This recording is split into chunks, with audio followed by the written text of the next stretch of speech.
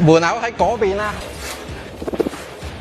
裝修咗啊！入嚟啊，講下呢度個新環境俾你聽下，裝修咗啊嘛，咁啊擺啲靚車喺度俾啲同學睇下，呢一架咁靚仔都係俾啲同學仔學車噶，水機啊，咁啊擺啲畫喺度啦，而家擺啲梳化喺度俾啲同學仔可以休息下，仲可以飲咖啡。有陣時咧，我哋夜晚呢度個投影機啊，喺度打機啊，打 PS 啊，睇 Netflix 啊，跟住食嘢都有噶。夜晚出車都喺呢度開始集合咯。咁啊，開車之前又會喺度做下啲講解啊，先至再出去安全好多啊嘛，係咪先？再過嚟睇埋呢邊啦，呢架我自己其中一架愛區啊，梗係擺喺呢個位置做下鎮店之寶啦。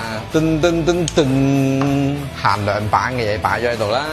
平時同事喺度做嘢。因為我哋平時上堂咧都要用啲藍牙裝備啊嘛 ，Tony Sir 而家喺度再執整翻好啲嘢啦，報名啊、查詢啊都要喺呢個台呢度啦。簡單嘅新手用品啦，頭盔啊、手套啊，新手用嘅嘢比較多，我哋呢度都係多數新手學車嗰啲比較多啊嘛，係咪？呢一個位咧，除咗係俾我哋自己保養維修啲電單車之外咧，就係俾我哋嘅會員去使用呢一個地方，有冷氣，係咪有洗手間，用呢啲工具去整佢自己嘅車啦，就唔使話下下都要車去車房嗰度整，嚟到呢度自己識搞嘅自己搞，唔識搞嘅可以問下我啊，問下馬高 Sir 啊，教你點整，甚至啲簡單嘢幫你整下都冇所謂啦。我哋會間唔中都會有啲簡單嘅維修班添㗎。